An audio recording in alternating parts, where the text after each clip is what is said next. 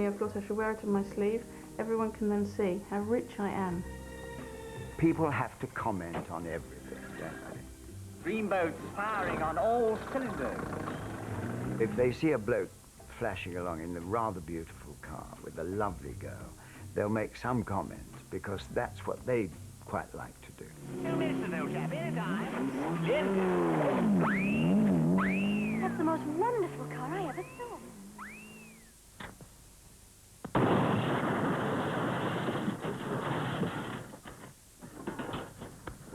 I told you not to make that last payment. It all started in 1908 when four wheels changed the world. The Ford Model T was the first mass-produced car. Henry Ford set out to make it affordable to everyone, and they knocked them out. I mean, they made millions of them. Roads were built because of it, and also, as Henry Ford said, it came in one style, black. As early as the 1920s, driving was affordable for ordinary Americans. But in Britain, the car was still an Edwardian exotic. To own one required serious money. My great-grandparents used to have these big old rollers, and they had a chauffeur, but whenever the chauffeur was off, my great-grandparents didn't like driving, but they used to make their son Dick, who was 12 at the time, drive them all out, you know, of a Sunday for lunch and things like that, and they used to prop him up with cushions so he could see where he was going over the steering wheel. This 1920s home movie was shot by Alfred Dunhill. Passionate about cars from the moment they were invented, Dunhill epitomised what it was to be well-heeled and Edwardian. To his young grandson Richard, cars were part of everyday life. Every week we used to go to my grandfather's house. He insisted that all the family met. They had picnics in the garden, swimming in the lake, and then went off for a treasure hunt in the afternoon, blowing the horns and everything else. Amazing, really. It was important that the Dunhills had good cars. The family business was cars, not selling them, but accessorizing them.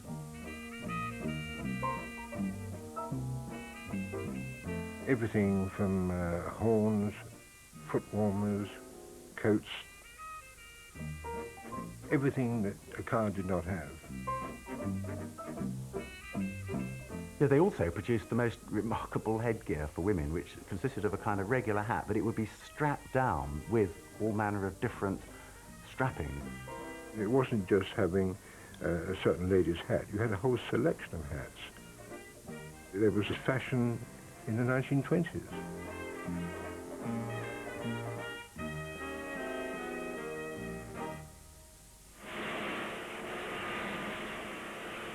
The elitism of motoring was reflected in the social scene.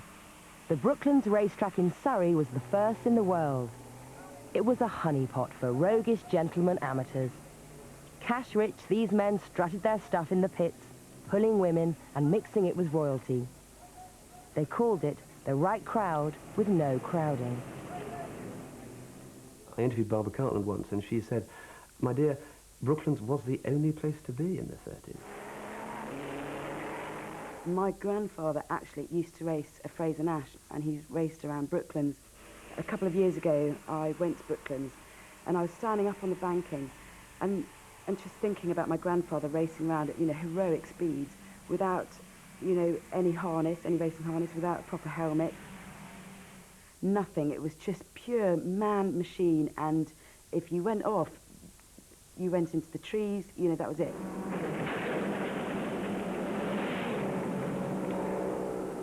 Absolute heroes, complete, utter heroes, those were.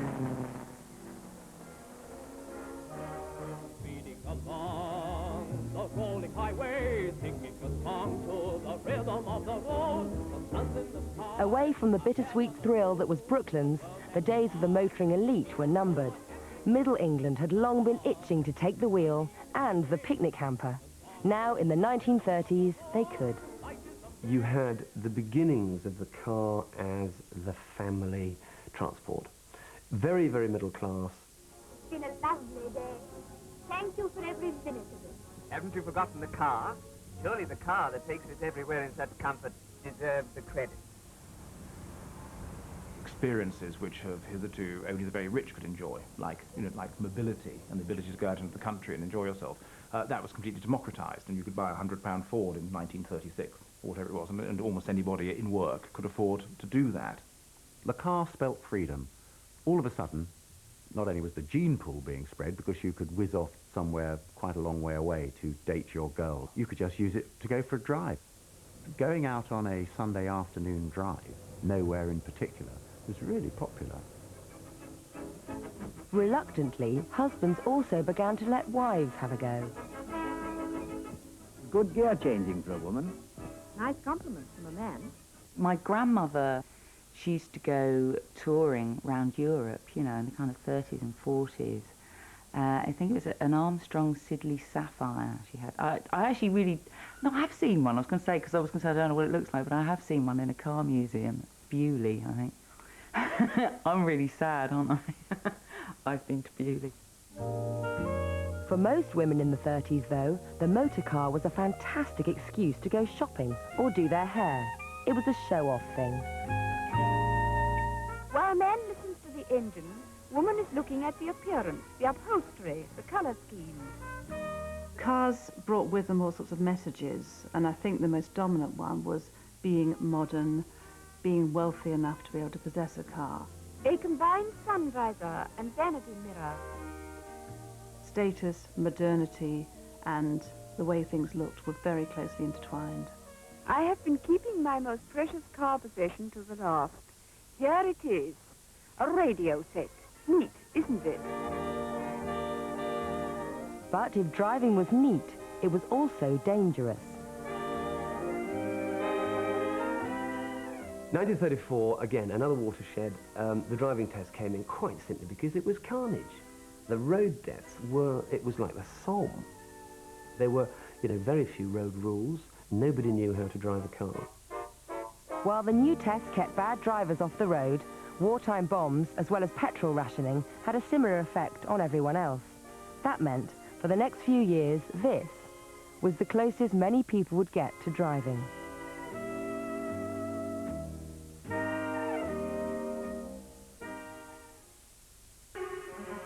The International Motor Exhibition at Earl's Court was opened by the Duke of Gloucester. The fact that over 17,000 people attended on the first day proves how car-hungry the post-war public is. The 1948 Motor Show introduced us to the classic Morris Minor. But just because the war was over, it didn't mean we could have cars just like that. Oh no. After the war, it was impossible to get cars. I mean, I did in the end manage to get a Morris 1000, but I mean, it was a tremendous amount of you know, pulling strings and everything else. I mean, I was actually racing, and I couldn't get one. I had a pal who was a stage manager at York Rep, and he had a Morris Cowley. Just had 2 seats, and at the back was this sticky seat. You open that, and then you could carry 2 or 3 people in the back. Take the birds out. It was quite impressive. That was the beginning of British social life. It was also the beginning of the 1950s.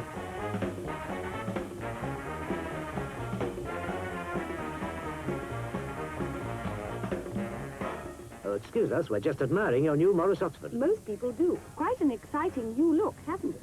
What's the performance like? Excellent. It's got a higher performance engine and a clutchless gear change as an optional extra. It's a quality car. Cars now change the way we built our towns. The suburbs spread outwards, courtesy of Austin, Morris, and an army of small boys. I say, old man, your Cambridge is bang on. Wish I had one. But British cars still lacked something, and it wasn't just petrol. What we needed was Marilyn Monroe. She's going to have the best care a car ever had. Put Royal Triton in Cynthia's little tummy. Right, lady. Cynthia will just love that Royal Triton. For Americans in the 50s, the automobile was to become a symbol of a new culture, youth. Teenagers had their own cars in America, you know. They played out their lives and the dramas of their lives in these cars. Maybe, baby, you'll be true. Maybe. The car is integral to any youth culture in America. I mean, the James Dean youth culture is the Southern California youth culture. Jimmy, This was James Dean warning America's youth to drive safely. I'd like your opinion about fast driving on the highway. I find myself being very cautious on the highway. I don't have... But it didn't work for him. Months later, he died in a high-speed car smash. Do you have any special advice for the young people who drive? Take it easy driving. The life you might save might be mine.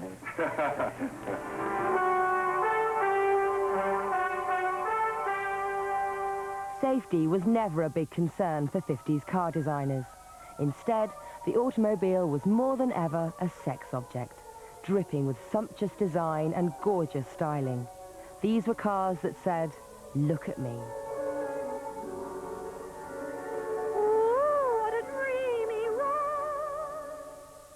In the 1950s, it was America's golden age.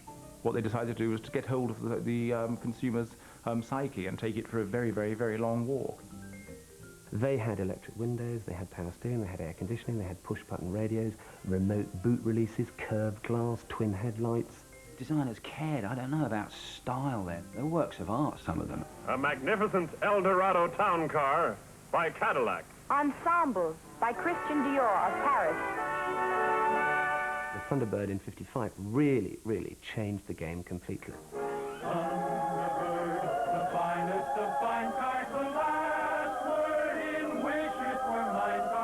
There was a girl in my high school who had a '56 T-Bird, which is the most coveted of all the old T-Birds. And her name was Debbie Stimler, which is inconceivably memorable. And she had a personalized license plate even then that said Stimler 56 on the back. By the end of the 50s, the Ford Motor Company alone had sold 50 million cars worldwide. The Americans were way ahead of the game. Their love affair with cars was rock solid. But with the dawn of the 60s, it was now our turn. Britain did copy the idea of the sort of Americans' 50s, early 60s fantasy car. We watered the fantasy down in a very British way. And sort of, well, let's not get too carried away here. This is the land animal that has taken to life afloat. Two-way traffic on a wavy highway where there's no such thing as a speed cop or a hold-up at the lights. 1960s Britain was home to 10 million cars, the first true era of mass ownership. Boring black cars just weren't cool anymore, though Brits drew the line at calling the boot a trunk. Previously, our cars had been called Morris and Oxford. Now there were Zephyrs and Zodiacs. The Vauxhall Cresta was a straight American rip-off. But the Mini, Britain's first mobile fashion accessory, was definitely ours. But look, darling, it goes so beautifully with this fabulous dress of mine. It matches. It really does. And then there was the Cortina.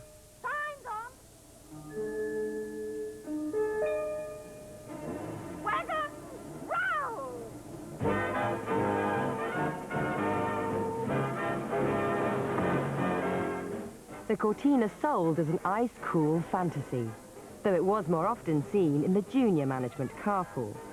But it did represent the new era, a time in the 60s and 70s when British mums and dads first put their kids firmly on the back seat and told them to shut up. I know that my mother first said the word fuck in the car, and I'd never heard her use the word fuck before. It was a fantastic moment. There was a kind of silent agreement to not actually pass comment on it, but we were delighted. There is a certain culture of the back seat of a car, you know, watching the world go by, playing games, you know, playing cricket with number plates. Try explaining that one.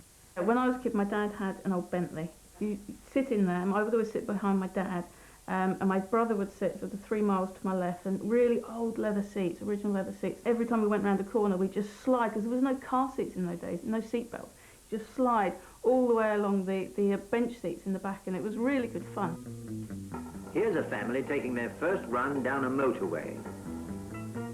The big revolution during this time was the arrival of motorways. The first service stations came complete with well-dressed waitresses, live piano music, and silver service. Something romantic about service stations, something romantic about it says road to me, you know, even though it's not America. There's a temporary nature of it, a transient nature of people coming and going. You don't really stay at motorway service station, you know. There weren't many service stations in the early days, so if you were going on holiday, You had to leave the house prepared for a marathon. We used to go on holidays to Cornwall.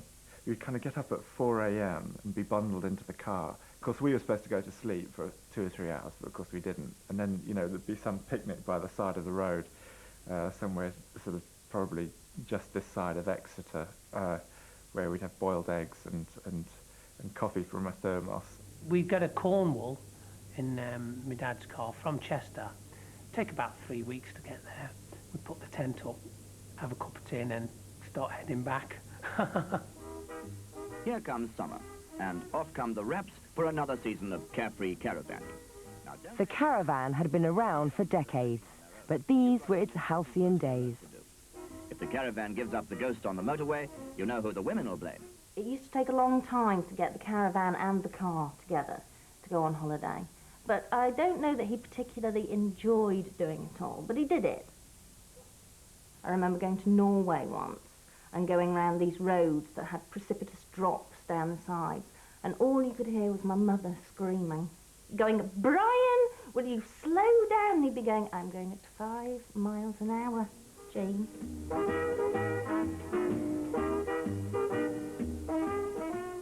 My dad used to try and shut us up by saying the first person to see the sea gets an ice cream or something, and we could be like 4 hours away from the sea at this point. But, you know, we were like, where? I do remember a lot of going to the seaside and things like that, and the misery of car sickness. I would get in a car and I would vomit. It was horrendous. And then I'd have those little travel sickness tablets that were raspberry, with small and pink. And I'd only have to take one of those before getting in a car, and then I was sick. Jackie would usually be sick after about a minute, and then she would be sick, and then the smell would make us all feel sick, so we'd all be sick. And there'd be like 7 of us all lined up, all puking up at the side of the road. And I remember always having to have the rear window open, sitting by the window, and having my nose out the window like a dog just to get some fresh air and stuff. It's crap, isn't it? Despite the mental scars it frequently left behind, the motoring holiday is stitched into the social fabric of the 60s and 70s. But it wasn't all fun.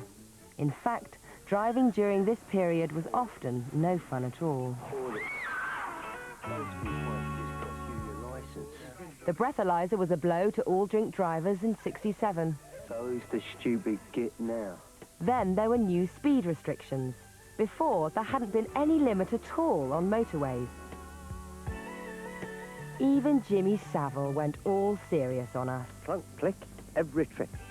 Driving could be miserable in the 70s. Unless, of course, you were a man, had a bird by your side, and supercharged testosterone glands down your pants.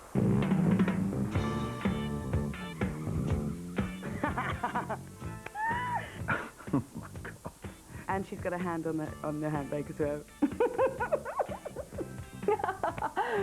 It's just so overt, so patronising, so basic. What she's holding there is really quite apparent. She's got a penis in her hand. It cannot be filthy.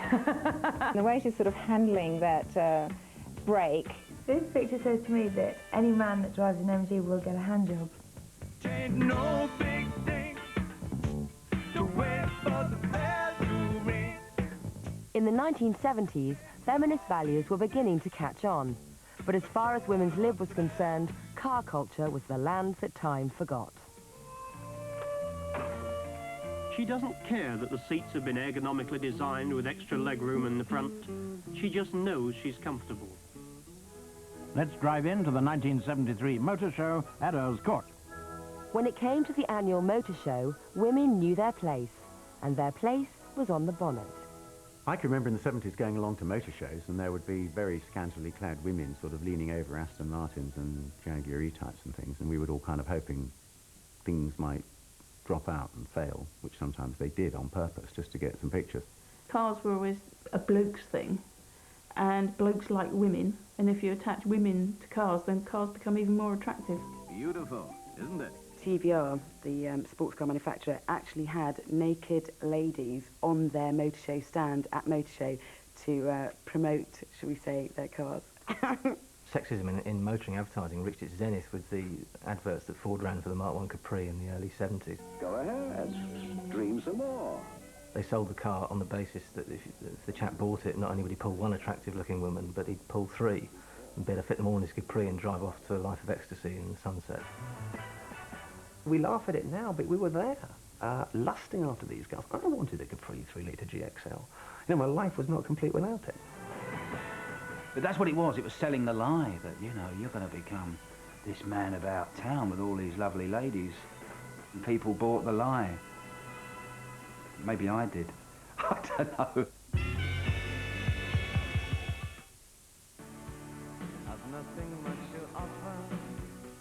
Some people approach the driving test with apprehension, but there's no need to be frightened. There's nothing much to take.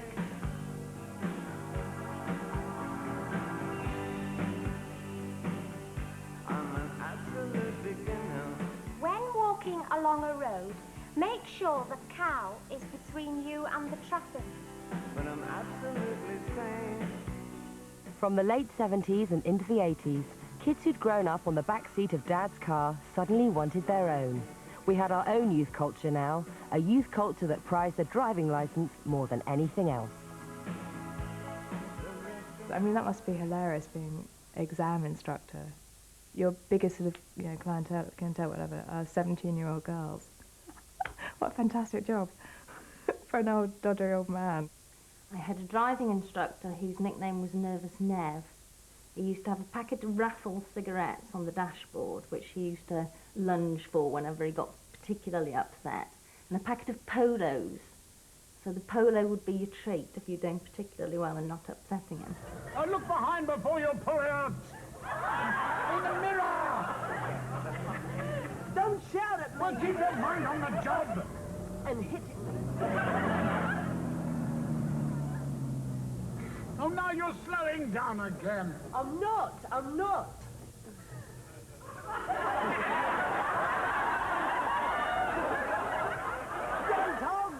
I think it was a rite of passage. It was like, right, tick, done that. I can drive, that's a skill. Thank you. I shan't ask you to carry out that exercise again. Please drive on when you're ready. And I remember this examiner getting out of the car and sort of walking off with his clipboard. And I remember this kind of feelings of violence that I had towards him.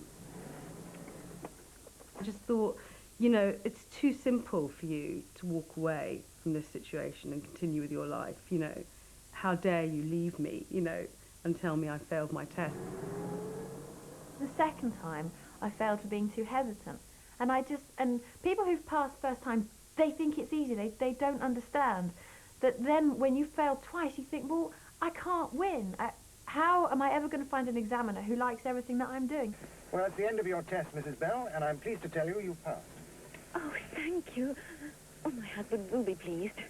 The day I got my driver's license was the best day of my young life. I was just ecstatic. I was so happy. And I thought, right, I'm going to break all the rules now and have my elbow up on the door. I put my arm inside the steering wheel. I thought, right, I can drive and I can do everything wrong. I've been so good just to pass this test. I'm going to break all the rules. The biggest thing that did it for me was the first time I ever drove a car on my own on the road.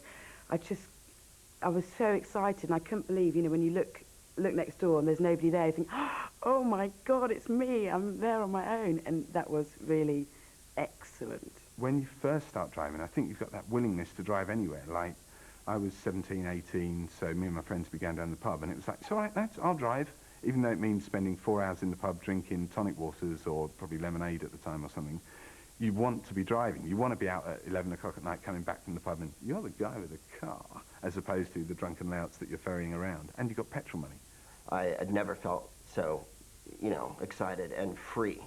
Basically, it was another way to get away from mom and dad and get away from the whole thing. And now you had this license that allowed you to do just that.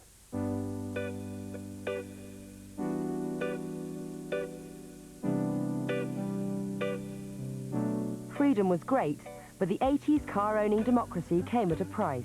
And that price was gridlock, superbly demonstrated in the new M25. And you...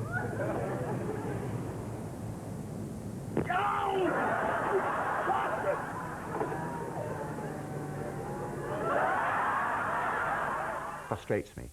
Life is terribly precious. Every second you get is precious. And I don't want to waste it sitting in a traffic jam. Still, if you lived in town, you didn't care about motorway jams. All you cared about was the automotive style statement of the decade. It was Britain's first hot hatch, the Golf GTI. It was my first car. It was my everything. It said so much more about you than cash ever could. It was just image, status. If you had a Golf, you were it. Quite a few people, particularly in Hampstead Garden suburb, had Golf GTIs, and they know who they are. There's no point in hiding.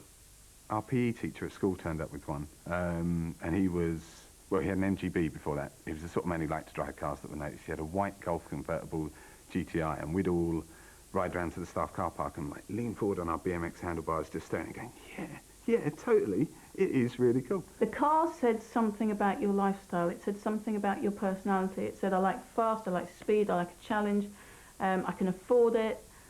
It said something about the 80s. In the 80s, the Golf GTI made its owners feel different. But the truth is, you don't need a hot hatch to change personality. Anything with 4 wheels and an engine will do nicely.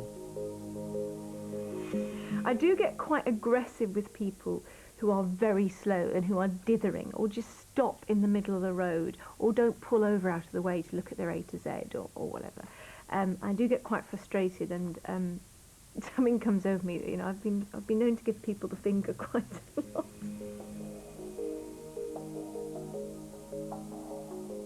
My anger comes from driving up Streatham High Road. They've shortened the road, so there's only 2 lanes now, buses, so cars are just going into this great big bottleneck. And every time I drive up there, I get angry. Well, what do you think it's there for? It's there for emergencies and to alert stray sheep. We all get angry in the car sometimes. Do you beep? But only a few of us get road rage. I've got a crowbar in the back of my car. I'm going to bring it over here and shove it through your window. Don't you put it up when I'm talking to you. Will you listen to me? We could cut down Sunnyside. I was in traffic in London. Apparently I'd done something wrong to these 2 men in a van. And they eventually come past me and pulled up in front and blocked me in from going up the road. And tried to get me out of my car, and I was in trouble, you know. So I locked all my doors and just knuckled down. And they were kicking it and trying to smash it. It was really scary, and that's where the idea of the song came from. Here in my car, I go safest of all. I can lock all my doors. It's the only way to live in cars. My passenger flicked the V's out the window, and it just incensed this guy, and he just started chasing me over, went through a red light, chased me over the light, and then eventually cut across me, got out of his car, came over, kicked the passenger window in, and tried to get my passenger out, was going to hit my anyway, it just went on. I couldn't believe why. What had I done? Nothing. You get in a car, and every little bit of tarmac is precious. If anyone comes near it or cuts in front of you, you're willing to stab somebody for it. Suddenly, it's showdown on the high street. Only this bumper-to-bumper confrontation led to more than just heated words. Tyres smoking, the woman driving the red Vauxhall on the right tries to shunt the white car out of its space. After reversing, Melanie Andrews pushes ahead with increased determination. The woman driving the white car is out of the vehicle. At the boot, trying to push back, is her 12-year-old son Dominic, before even he is forced to stand clear. I'm normally quite a nice person, quite calm and respectful, and have quite a Buddhist attitude towards people, but sometimes it gets me. Thanks, Gary. Being stopped by a road rage is scary, but being stopped by the cops can be worse.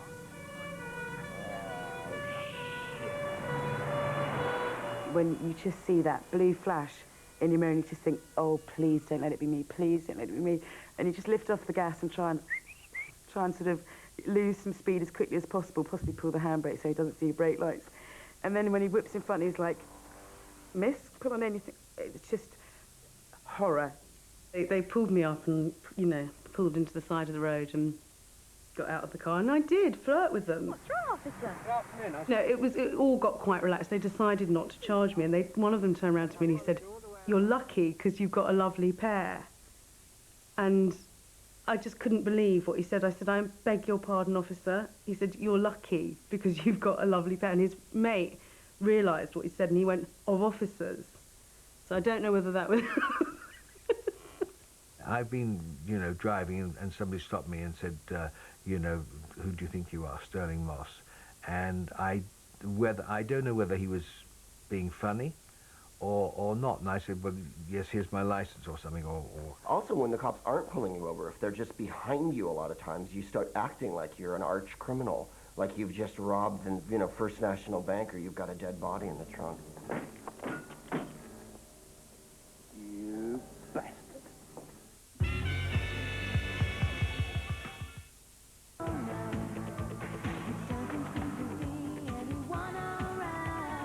As actress Gillian Tailforth discovered, getting naughty in a car wasn't as private as she thought it would be. She'd wanted to prove she did not perform oral sex with her fiancé in a car parked on a slip road off the A1. It's not nice, and I wasn't going to have that said about me. No disrespect to Gillian, but I just thought blowjob in car, bit cheap. You know, wait till you get home. Tailforth blew it in a lay-by, Hugh Grant even more famously in a BMW on Sunset Strip. You'd think the rest of us would learn from their experience, but no.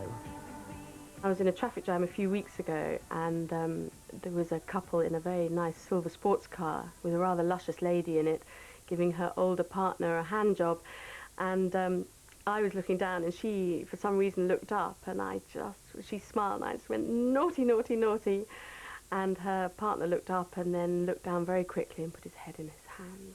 We'd have all sorts of snogging games and heavy petting until I'd see the torch coming down the garden path. Quick, Mama's coming! Pull trousers back on or clothes back on and sort of go in. But it was all exciting and very illicit and quite a giggle, really. We were completely naked in the car and suddenly this policeman turned up again with his torch. And he said, and he was just so, I'll never forget the look on his face, he was just so shocked. And he said, I can't believe it. And he said, what are you, wind the window, and we wound the window down. He said, look at you, you are completely naked. He said, you're completely naked. I do seem to be completely naked, officer, you're absolutely right. But even when there is no one looking, in-car entertainment can still present its difficulties. This will be an experience you will never forget, Neris.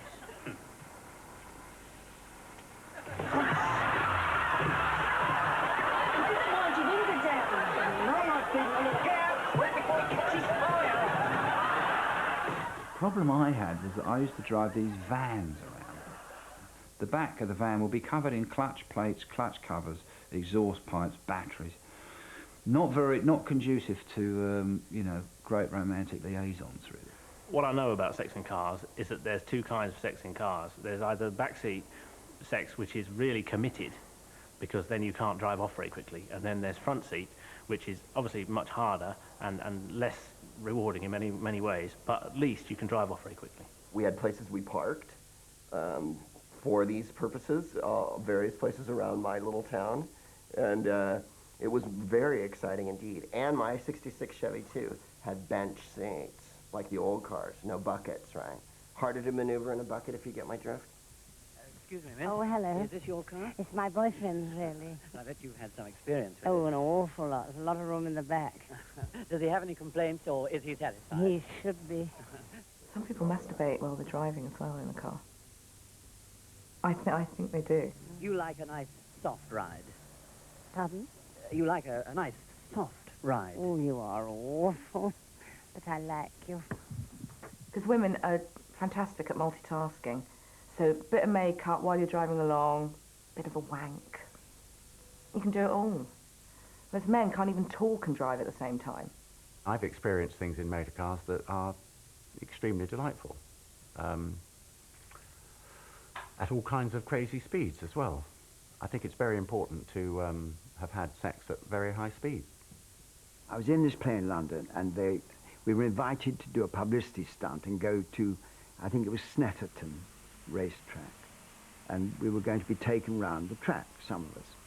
There was one rather swinging little girl who was a bit nutty. I don't know whether I should tell this story, but in fact it was true. This girl went round, and she came back. She was absolutely scarlet. She said, I had the most extraordinary experience. She said, I had a giant orgasm when we reached 150 or something. She was absolutely staggered. It was so exciting that it was orgasmic. I said, well, you were very lucky. It didn't happen to me.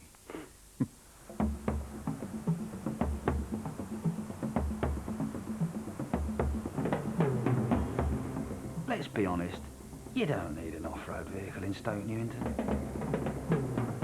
The urban 4x4, an idea that began in 1969 with the launch of the Range Rover. At first they lived in the home counties, only venturing out for polo and Jemima's Gymkhana. Today, though, we're all in on it. The 4x4 is standard issue military equipment for Millennium civilians. You're sitting up high, you're above the scrum of the traffic, you can see where you're going. There are all these little sort of noisy buzz boxes, you know, competing underneath, but you are actually above it. I live in LA, there's not one iota of unpaved space, and yet everyone drives a four-wheel assault vehicle. Because you never know when you're going off-road in Hollywood. Used to find it so amusing that these women think that it's so important that they drive, and they never go anywhere near a field. The highest they've been is up a curb in Chelsea. But they send off this message that I'm rough and I'm tough and I can cope. I don't really have a great problem with it. This may have something to do with the fact that in December I'm taking delivery of a brand new BMW X5, which is a huge four-wheel drive vehicle, which I have every intention of pounding the London streets with. Hello. Jerry Ledbetter here. Now, I was just telephoning to find out whether I could have my car today. Oh, Tuesday. But what do you mean Tuesday? Big car or small, we all break down sometimes, which makes dealing with mechanics top of the annoying things about cars list. A bottleneck in the lube bay. What does that mean in English? Well, say lubrication then. I still get stitched up in garages, and that really pisses me off. That they still have one over on me, because I really don't understand. I don't know if those disc brakes really need replacing. No, you may not tinkle me back. I'll hold on. Because it's a secret that they know that we're not privy to, but that some people can learn, and that clearly is not that difficult to learn, because when you see the intelligence level of the people that are dealing with your car, often they're demi-morons or clearly inbred. Mechanics get us stressed, but they're not the only thing about driving that winds us up. You know, some of those people have those dreadful magic trees, and they're always in minicabs. They have a kind of special brew and a magic tree, like they sort of cancel each other out. I don't get that, I'm afraid. Young kids wanting to make a few bucks cleaning your windscreen, that's an invasion of your privacy. I remember driving round a round a roundabout in Carlisle for 20 minutes with my boyfriend saying, until you tell me the correct exit to leave this roundabout from, I am not going to stop. And I'm like, I don't know. It's usually in a van, like when they're like sort of taller, taller than you or whatever, and so they can look right into your car, and you really can feel someone looking down your cleavage. Not that I've got much cleavage, but you feel this sort of prying eyes on you. Taking right liberties, that mob round here. People really... Voyeurs are one thing, clampers are another. To local councils, they're hard-working civil servants. To drivers, they're state-sponsored muggers. It was on the King's Road, and there was a whole load of cars parked on this sort of single yellow line. I thought, well, if everyone else did, I'll park there. I came back, all the cars gone apart from mine with a big yellow clamp on it. How did that happen? I mean, it's like somebody's died. You know, you're sitting in your car and you're waiting to be unclamped. And people who pass you by will either humiliate you by kind of staring at you and shaming you, or as a real look of, just deep embarrassment. And how to deal with it, I don't know. I put makeup on, I sit and sort of just put makeup on and talk on the mobile, It's the only way to get around it. Read Hello magazine. This poor chap is sitting in some sort of, what's it called? It's like a porter cabin thing. And I sailed in and I went, hello, come to pay my fine. And he was so blown away by the fact that I was being nice to him and that I wasn't giving him an earful, which presumably everybody does. If you get your car clamped, they stick this big yellow sticker on the side of it saying, this car has been clamped and must not be removed without official consent. And this sticker takes about 3 months to peel off. It's like they exact their revenge slowly and daily before you can get this sticker off. And that to me is the biggest insult to the thing, I think.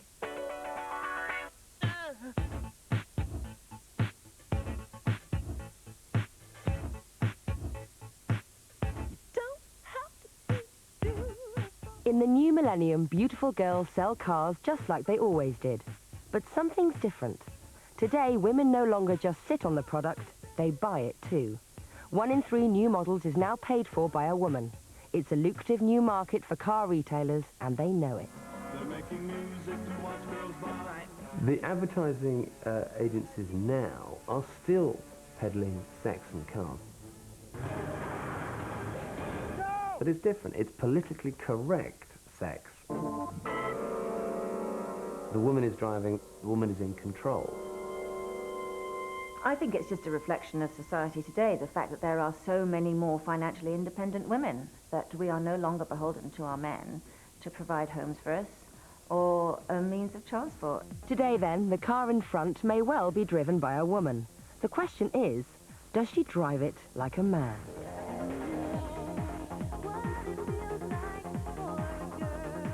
I absolutely loved my first car. It was a Vauxhall Nova, and although it was only a 1.2, it could pull off at the lights so fast. It was unbelievable. My dad had a 1.8 at the time, and we used to race each other off the lights. And I always used to win in my 1.2 Nova. It was just brilliant. There is no feeling for me than getting in a car and being able to be in total control of that car and make it do exactly what I want it to do. Definitely. I mean, that Thelma and Louise thing about cars and driving, carrying on, is something I think any woman can relate to, because it's an empowerment, it's a liberation, it's just doing what you want, going where you want to go. 0 to 60 in 3.8 seconds. That is motorbike acceleration. It is. I can't even describe to you what it feels like. It's a feeling. There aren't words to go with it. People really do think women drivers are bad drivers, and it's not the truth at all. Women are much more cautious. Although I invite you to come to LA and watch a woman in an SUV drinking a coffee and talking on the cell phone make a left turn in front of you at 80 miles an hour. An ex-boyfriend of mine said his previous girlfriend used to paint her toenails while driving the car. That was in America and it was automatic, but still, that's terrifying. Some Californian girl go, la la la la la, while driving. Now it's the rule, isn't it? Women have as much fun as a man does. I'm all for it, actually. Aren't you?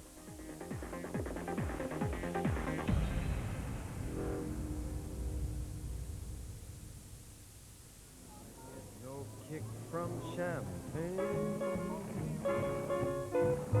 How much more the coach's going to give them to Vicki Butler-Henderson Doesn't thrill me at all. I was very, very drunk. So tell me why. The Hurlingham Club in London. And 100 years after we began driving, it seems that some people are back where we started. Out of you. The celebs are new, people like Yasmin Le Bon and All Saints Melanie Blatt. But the cars are old. The grand days of cars like that have gone. And events like the one at the Hurlingham Club just sort of for one day take you back and make you realise how wonderful and that sort of era was. Firebird 2 to Control Tower. We are about to take off on the highway of tomorrow. In the 1950s, it was different. This film, produced by General Motors in America, saw the future of driving as a blissful odyssey into tomorrow. It didn't quite work out like that. The biggest problem motoring has is that it holds out all kinds of promises, the promise of, you know, pleasure and power and freedom, and yet it increasingly delivers less and less on those promises. The same sense of independence and creating their own space, which the car gave people of my generation, is now given to teenage consumers by the mobile phone. That's their instrument of independence. That's the thing which creates their own networks and their own space. Despite the misery of modern-day driving, though, the car continues to both thrill and define us like nothing else.